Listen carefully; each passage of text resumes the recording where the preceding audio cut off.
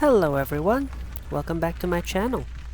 For those who don't know me, I'm Samantha and I make EUC and mental health content. Recently, I made a video about pain and suffering. In it, I discussed the role of a doctor in the alleviation of the pain and suffering of their patients.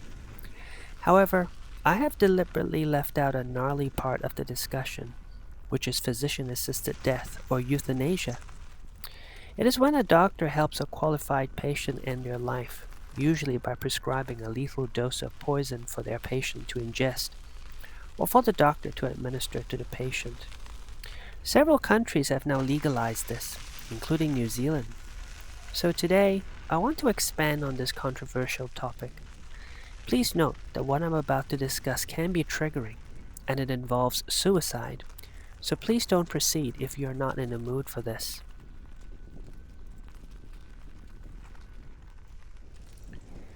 Imagine you are diagnosed with a terminal illness and are given less than 6 months to live.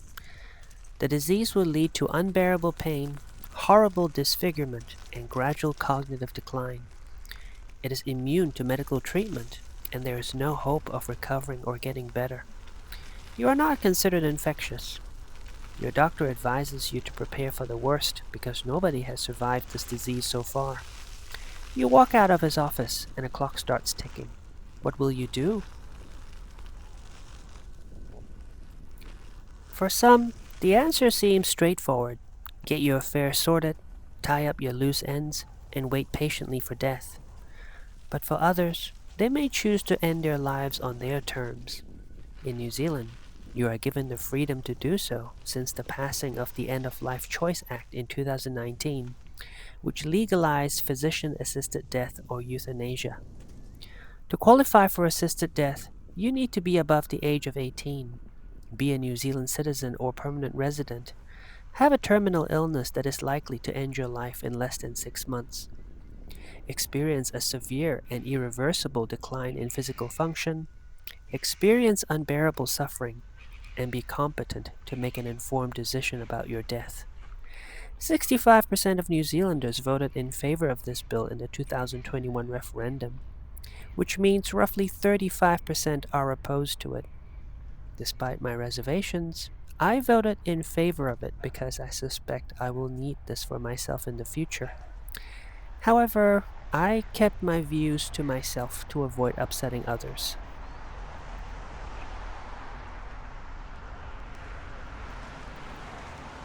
The idea that death should be merciful is not new. In his autobiography, the famous French surgeon Ambroise Paré recalled how in 1536 he witnessed a remarkable case of mercy killing. When he encountered 3 gravely wounded enemy soldiers in a stable, an old soldier approached Paré to ask if there was any hope that they would survive. Paré assessed them and concluded that they were beyond saving. Upon hearing this, the old soldier proceeded to slit their throats with a knife to prevent a prolonged and painful death. Curiously, mercy killing does not exist in the wild. Social animals such as lions, wolves, or wild dogs sometimes attack or abandon severely sick, old, or injured pack members to conserve resources, prevent disease, or for predation. In other words, mercy killing is uniquely human, and it is likely a result of our immense empathic capabilities. Under normal circumstances, it is intolerable for the average human being to witness the suffering of another human being, although our tolerance may vary. However, mercy killing can also be abused and twisted in sadistic ways. The Nazi regime used the word euthanasia to justify killing 250,000 people with physical and mental disabilities.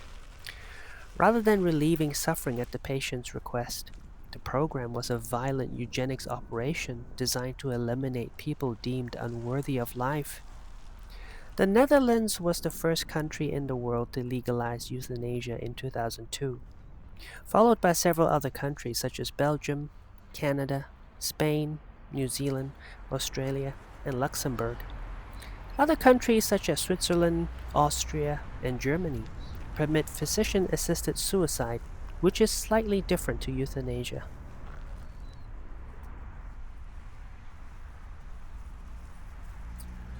Most people are not opposed to euthanasia as a concept, as long as they agree with the eligibility criteria. One of the major controversies is whether to sanction euthanasia in cases of unbearable mental suffering, which has sparked many heated debates. Mental suffering is hard to quantify without a mind-reading machine, and it is exceedingly common. One can imagine a mother asking to be euthanized after losing her child in an accident to spare her the pain of mental suffering. But if this were to be granted, her husband may demand similar treatment, followed by his mother, and her brother, and his niece, and so on and so forth until the entire family is dead. New Zealand's criteria were designed specifically to only include physical illnesses to avoid the slippery slope of abuse. However, other countries such as Netherlands, Spain, Belgium, Luxembourg, Switzerland, and Colombia are more permissive. Although I agree that euthanasia should be granted only to those dying from a terminal illness, granting it to those with mental illness crosses a moral and ethical boundary for me, even if they frequently attempt suicide.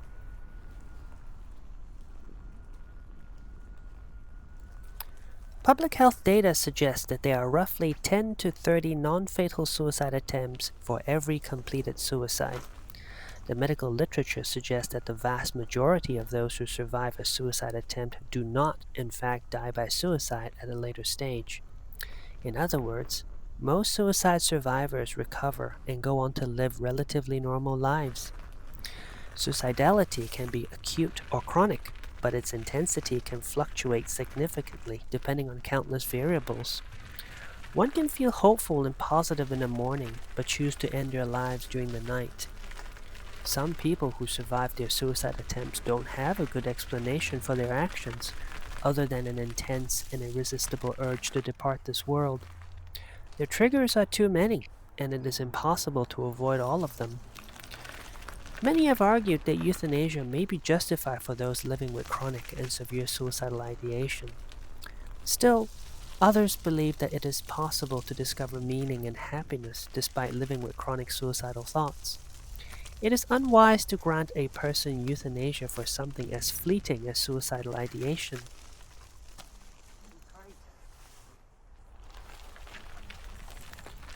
Other than being painless, people also seek to have a dignified death. Suicide is often gruesome and traumatic for family members, especially if they were the ones who discovered the deceased body. It also robs them the opportunity to say goodbye. Being able to access euthanasia grants people an opportunity to say their farewells and to die in a peaceful, non-violent manner. The attitude towards suicide has gradually shifted from the 20th century to the modern era. During a time when religion was widely practiced, people believed that only God could take a life. However, we now believe individuals should decide this for themselves due to a rise in secularity. In the past, people believed medicine existed to save lives, but we now believe medicine exists to improve the quality of life. We used to believe that suicide is morally wrong, but we now believe it is also morally wrong to prolong suffering. Since the 1970s, medical ethics have gradually moved away from paternalistic care to patient autonomy, and euthanasia or physician-assisted death is in line with this movement.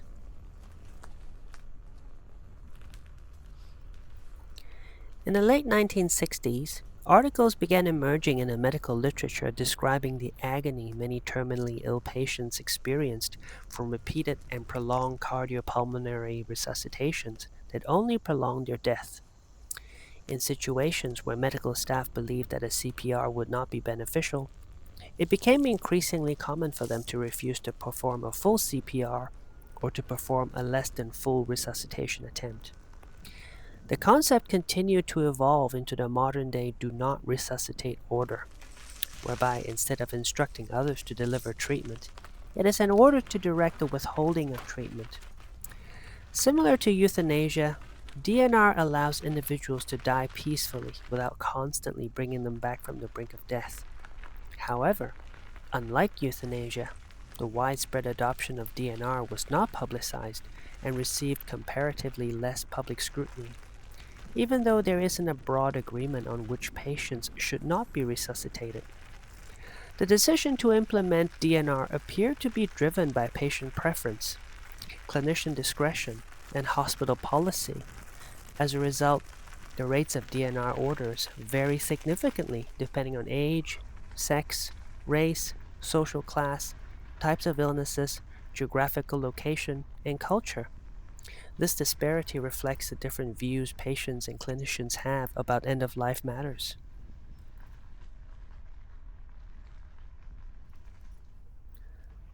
But what would I do if I had 6 months left to live? Coming face to face with my mortality will no doubt force me to question myself if I have wasted my life on frivolous pursuits. Philosophers throughout the ages have pondered what it means to live a good life, which usually involves virtues such as balance, self-mastery, freedom, contentment, social harmony, love, or wisdom. I'm sad to say that I have none of that. Ironically, my patients approach me in my clinic, asking me if they are normal or if they are doing the right things to achieve happiness. Other than telling them not to harm themselves or others directly, I don't usually have any concrete advice to offer, at least none that wouldn't be proven wrong in the next year. Without sounding too patronizing, I advise my patients not to be too hard on themselves, as we are all simply doing our best to survive in this world gone crazy. The Stoic philosopher Seneca once said, "It is not that we have a short time to live, but that we waste a lot of it." He implies that we must know the difference between worthy and unworthy pursuits in life so we can spend our limited time wisely in the pursuit of the former. Well, I believe he is wrong. Nobody ought to tell you what is worthy or unworthy in a life that is uniquely yours. With some extreme exceptions, the time you enjoy wasting is not time wasted. Rather than listening to Seneca, my views are more aligned with Frank Sinatra. In his song, My Way, Sinatra is not just taking ownership of his choices in life, but he is also saying, "So what?" If I had 6 months left to live, I would give away everything I own, ride my EUC to the very end, tell jokes and share funny stories with my friends, make YouTube videos, eat cake and fried chicken, and drink lethal poison before the pain turns me into an insufferable burden.